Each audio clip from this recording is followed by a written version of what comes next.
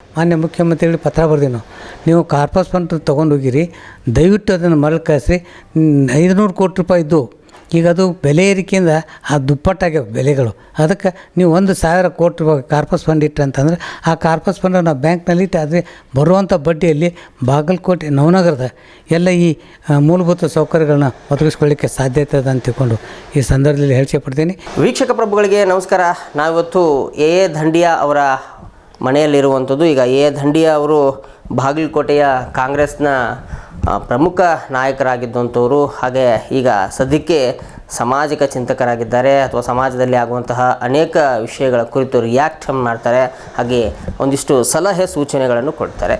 So A ದಂಡಿಯಾ ಅವರನ್ನು ಸಂಪರ್ಕದಲ್ಲಿ ನಾವು ಬಂದಾಗ ಎ ದಂಡಿಯಾ ಅವರು ನಮ್ಮ ಜೊತೆ ಮಾತಾಡಲಿಕ್ಕೆ ಇಚ್ಛೆಪಟ್ಟರು. ಈಗ ಸದ್ಯಕ್ಕೆ ಬಾಗಲಕೋಟೆ ಬೈ ಇಲೆಕ್ಷನ್ ಏನಿದೆ ಅದು ಈಗ ಏನು ಬೆಳವಣಿಗೆಗಳು ನಡೆದಿದೆ ಬೈ ಇಲೆಕ್ಷನಲ್ಲಿ, ಸೊ ಅದರ ಕಾವು ಕ್ಷಣಕ್ಕೂ ರಂಗೇರ್ತಾ ಇದೆ. ಸದ್ಯಕ್ಕೆ ಬೇರೆ ಬೇರೆ ಇಶ್ಯೂಸ್ಗಳು ಬಂದಿದ್ದರಿಂದ ಎಲ್ಲೋ ಒಂದು ಕಡೆ ಬೈ ಇಲೆಕ್ಷನ್ ಕಾವು ಒಂದಿಷ್ಟು ತಣ್ಣಗಾಗಿತ್ತು ಅಂತ ಹೇಳ್ಬೋದು. ಮತ್ತೆ ನಾವು ಎ ದಂಡಿಯಾ ಅವರನ್ನು ಮಾತನಾಡಿಸುವಂತಹ ಪ್ರಯತ್ನವನ್ನು ಮಾಡೋಣ. ಸರ್, ಈಗ ಸದ್ಯಕ್ಕೆ ಬಾಗಲಕೋಟೆ ಬೈ ಇಲೆಕ್ಷನ್ ಅನೌನ್ಸ್ ಇನ್ನೂ ಆಗಿಲ್ಲ, ಆದರೆ ಅದರ ಕಾವು ಸಹ ರಂಗೇರ್ತಾನೆ ಇದೆ. ಸೊ ಇಲ್ಲಿ ಕಾಂಗ್ರೆಸ್ನಲ್ಲಿ ಅನೇಕ ಗೊಂದಲಗಳಿದೆ ಸರ್. ತಮ್ಮ ಅಂದರೆ ಅಲ್ಲಿ ಅಣ್ಣತಮ್ಮಂದರಲ್ಲೇ ಒಂದಿಷ್ಟು ಸಮಸ್ಯೆಗಳಿರುವಂಥದ್ದು ಅಂತ ಹೇಳಲಾಗ್ತಿದೆ. ಸರ್, ಏನು ಹೇಳ್ತೀರಿ? ಸದ್ಯಕ್ಕೆ ಏನು ಪರಿಸ್ಥಿತಿ ಇದೆ ಅಂತ ಸದ್ಯಕ್ಕೆ ಮತಕ್ಷೇತ್ರದಲ್ಲಿ? ನಮಸ್ಕಾರ ಎಲ್ಲರಿಗೂ. ಬಾಗಲಕೋಟೆ ವಿಧಾನಸಭಾ ಉಪಚುನಾವಣೆಯಲ್ಲಿ ಈಗಾಗಲೇ ಈ ಹಿಂದೆ ಕೂಡ ನಾವು ಹೇಳಿದ್ದೇವೆ, ಕೆಲವು ಮತಭೇದಗಳು ಅಂತಿಕೊಂಡು ಈಗ ಎಲ್ಲ ಮತಭೇದಗಳು ತಿಳಿಯಾಗಿವೆ. ಅವರು ತಮ್ಮ ಪರಿವಾರದಲ್ಲಿ ಕೂಡ ಅದನ್ನೇನಪ್ಪ ಅಂತಂದ್ರೆ ಒಕ್ಕಟ್ಟು ಪ್ರದರ್ಶಿಸಿದ್ದಾರೆ. ಈ ಸಂದರ್ಭದಲ್ಲಿ ಟಿಕೆಟ್ ಯಾರಿಗೆ ಸಿಗ್ತದೆ ಅನ್ನೋದು ಮುಖ್ಯ ಅಲ್ಲ. ಈಗ ಟಿಕೆಟ್ ಸಿಕ್ಕ ಮೇಲೆ ಎಲ್ಲರನ್ನೂ ಜೊತೆ ತೆಗೆದುಕೊಂಡು ಹೋಗೋದು ಭಾಳ ಮುಖ್ಯ ಆಗಿದೆ. ಮತ್ತು ಈ ಜನರಲ್ಲಿ ಕೂಡ ಒಂದು ಭಾವನೆ ಬರಾಕತ್ತೈತಿ, ನಾವೆಲ್ಲರೂ ಒಗ್ಗಟ್ಟಾಗಿ ಒಂದು ಒಳ್ಳೆಯ ಕೆಲಸ ಮಾಡಬೇಕು, ಒಳ್ಳೆಯ ನಾಶ ತರಬೇಕು ಅನ್ನೋಂಥದ್ದು ಭಾವನೆ ಮೂಡ್ಯದ. ಇತ್ತೀಚಿನ ಕೆಲವು ಘಟನೆಗಳನ್ನು ಮೆಲ್ಲಕ್ಕೆ ಹಾಕಿದಾಗ ಬಾಗಲಕೋಟೆ ಒಂದು ಸಂಪೂರ್ಣ ಅಶಾಂತತೆಯ ಒಂದು ನೆಲೆ ತೋರಿತ್ತು. ಈಗ ಅದನ್ನು ಕೂಡ ಅಧಿಕಾರಿಗಳು ಮಟ್ಟ ಹಾಕಿದ್ದಾರೆ. ಬಾಗಲಕೋಟೆಯಲ್ಲಿ ಶಾಂತಿ ನೆಲೆಸಿದೆ, ವ್ಯಾಪಾರ ವಹಿವಾಟುಗಳು ಸಾಗಿವೆ. ಮುಂಬರುವ ಚುನಾವಣೆಯಲ್ಲಿ ಎಲ್ಲರೂ ಸೇರಿ ಅತ್ಯಂತ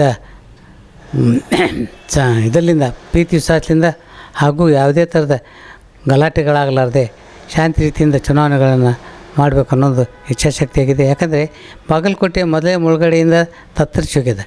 ಇಲ್ಲಿ ವ್ಯಾಪಾರ ವಹಿವಾಟುಗಳು ಕಂಪ್ಲೀಟ್ಲಿ ಏನಪ್ಪ ಅಂದ್ರೆ ಮುಗಿದಂಗೆ ಪರಿಸ್ಥಿತಿ ಆಗಿದೆ. ಅಂಥದ್ರಲ್ಲಿ ಇಂಥ ಘಟನೆಗಳು, ಇಂಥ ಒಂದು ವಿಷಯಗಳು ಪ್ರಸ್ತಾಪ ಆದವು ಅಂತಂದ್ರೆ, ಘಟನೆಗಳು ಜರುಗಿದ್ವು ಅಂತಂದ್ಕೊಂಡ್ರೆ ವ್ಯಾಪಾರ ವಹಿವಾಟು ಮತ್ತೊಂದಿಷ್ಟು ಏನಪ್ಪ ಅಂತಂದ್ರೆ ಹಾಳಾಗಿ ಹೋಗ್ತದೆ.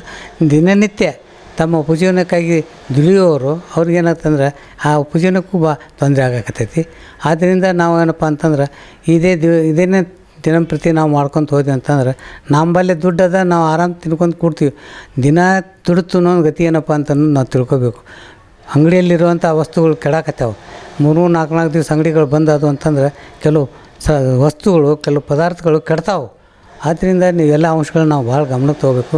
ಎಲ್ಲರದ್ದು ಉಪಜೀವನ ನಡಿಬೇಕು, ಎಲ್ಲರಿಗೂ ಪ್ರೀತಿ ನೆಮ್ಮದಿ ವಿಶ್ವಾಸದಿಂದ ನಾನು ಬಾಳ್ಬೇಕಂತ ತಿಳ್ಕೊಂಡು ಒಂದು ಭಾವನೆ ಬರಬೇಕು. ಈ ಕೋಮುವಾದ, ಈ ವಿಷಬೀಜ ಅಂತ ಇವನ್ನೆಲ್ಲ ತೆಗೆದಾಗಬೇಕು. ನಾವೆಲ್ಲರೂ ಭಾರತೀಯರು, ನಾವು ಪ್ರೀತಿ ವಿಶ್ವಾಸದಿಂದ ಇದ್ದಾಗ ಮಾತ್ರ ಯಾವುದೇ ಒಂದು ವಿಷಯವನ್ನು ಮುನ್ನಡೆಸಲಿಕ್ಕೆ ಸಾಧ್ಯತೆ ಇದೆ. ಸುಮ್ಮನೆ ಗೊಂದಲ ಎಬ್ಸ್ಕೊಂಡು ಮಾಡ್ಕೊತ ಕೂತ್ರೆ ಅಂತಂದರೆ ಯಾವುದೇ ಕಾರಣಕ್ಕೂ ನಾವು ಬಾಗಲಕೋಟೆ ಉದ್ಧಾರ ಆಗಲಿಕ್ಕೆ ಸಾಧ್ಯ ಇಲ್ಲ. ಇದು ಮುಳುಗಡೆ ಸಮಸ್ಯೆಗಳು ಭಾಳ ಅದಾವೆ. ಶಿಕ್ಷಣ ಮೀಸಲಾತಿ ಸಮಸ್ಯೆಗಳದಾವೆ, ಮುದ್ರಾಂಕ ಶುಲ್ಕ, ನೋಂದಣಿ ಶುಲ್ಕ ಸಮಸ್ಯೆಗಳದಾವೆ, ನಡಗಡ್ಡೆ ಸಮಸ್ಯೆಗಳದಾವೆ. ಇವುಗಳಿಗೆ ಹೆಚ್ಚಿಗೆ ನಾವು ಗಮನ ಕೊಡಬೇಕಾಗೈತಿ. ಇವುಗಳನ್ನು ಯಾವ ರೀತಿ ನಾವು ಇತ್ಯರ್ಥಪಡಿಸ್ಬೇಕಾಗೋದನ್ನು ನಾವು ಗಮನಿಸಬೇಕಾಗೈತಿ. ಇದನ್ನು ನಾವು ಬಿಟ್ಟು ಏನಾದರೂ ಬೇರೆ ವಿಷಯ ಕಡೆ ಹೋಗ್ಬಿಟ್ಟು ಅಂತಂದ್ರೆ ಜನರಿಗೆ ಭಾಳ ತೊಂದರೆ ಆಗ್ಯದ. ಸೊಳ್ಳೆಗಳ ಕಾಟ ಆಗಿದೆ, ನೈರ್ಮಲ್ಯೀಕರಣ. ಯಾಕಂದರೆ ಬಾಗಲಕೋಟೆ ಮುಳುಗಡೆ ಆಗತ್ತೆ ಅಂತ ತಿಳ್ಕೊಂಡು ಯಾರೂ ಆ ಕಡೆ ಲಕ್ಷ್ಯ ಕೊಟ್ಟಿಲ್ಲ. ಮತ್ತು ಅಲ್ಲೇನಪ್ಪ ಅಂತ ಈಗ ಅರ್ಧ ಕೆಡವ್ಯಾರ, ಅರ್ಧ ಉಳಿದಾವು ಮನೆಗಳ ಕಟ್ಟಡಗಳು. ಹೀಗಾಗಿ ಅಸ್ತವ್ಯಸ್ತ ಭಾಳ ಆಗ್ಯದ.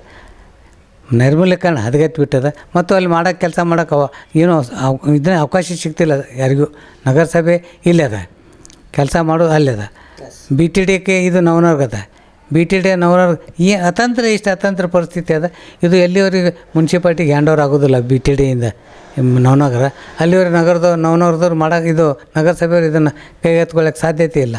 ನವನಗರದಿಂದ ಅಲ್ಲಿ ಆಗುವಂಥ ಕೆಲಸಗಳಿಗೆ ಕೆಲಸ ಮಾಡಬೇಕಾಗಿತ್ತಂದ್ರೆ ಕಾರ್ಪಸ್ ಫಂಡ್ ಭಾಳ ಇಂಪಾರ್ಟೆಂಟ್ ಅದು.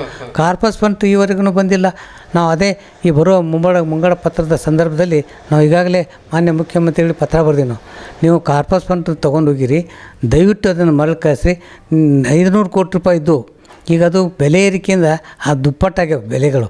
ಅದಕ್ಕೆ ನೀವು 1,000 ಕೋಟಿ ರೂಪಾಯಿ ಕಾರ್ಪಸ್ ಫಂಡ್ ಇಟ್ಟರೆ ಅಂತಂದ್ರೆ ಆ ಕಾರ್ಪಸ್ ಫಂಡ್ ನಾವು ಬ್ಯಾಂಕ್ನಲ್ಲಿ ಇಟ್ಟು ಆದರೆ ಬರುವಂಥ ಬಡ್ಡಿಯಲ್ಲಿ ಬಾಗಲಕೋಟೆ ನವನಗರದ ಎಲ್ಲ ಈ ಮೂಲಭೂತ ಸೌಕರ್ಯಗಳನ್ನ ಒದಗಿಸ್ಕೊಳ್ಳಿಕ್ಕೆ ಸಾಧ್ಯತೆ ಇದೆ ಅಂತ ತಿಳ್ಕೊಂಡು ಈ ಸಂದರ್ಭದಲ್ಲಿ ಹೇಳ್ಸೆಪಡ್ತೀನಿ.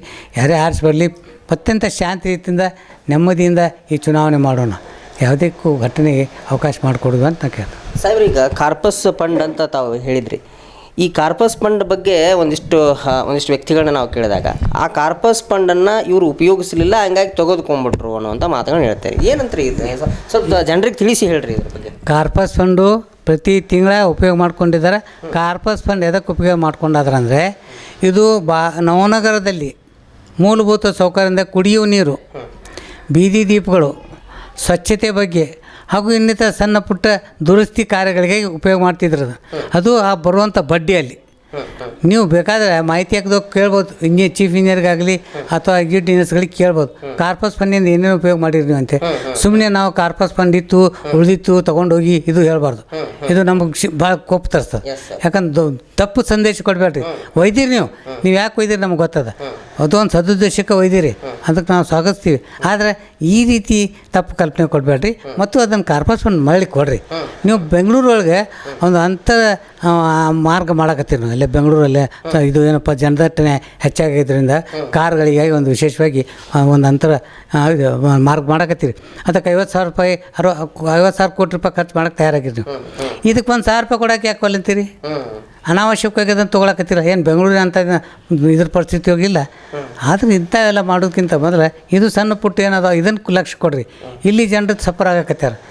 ಅದಕ್ಕೇನೈತಿ, ಜನರು ಹೆಸರು ಇರಲಾರ್ದಂಗೆ ಜನರು ತಪ್ಪು ನೀವು ಕಾರ್ಪಸ್ ಫಂಡ್ ಇತ್ತಂದ್ರೆ ಜನರು ತಪ್ಪು ತಿಳ್ಕೊತಿಲ್ಲ.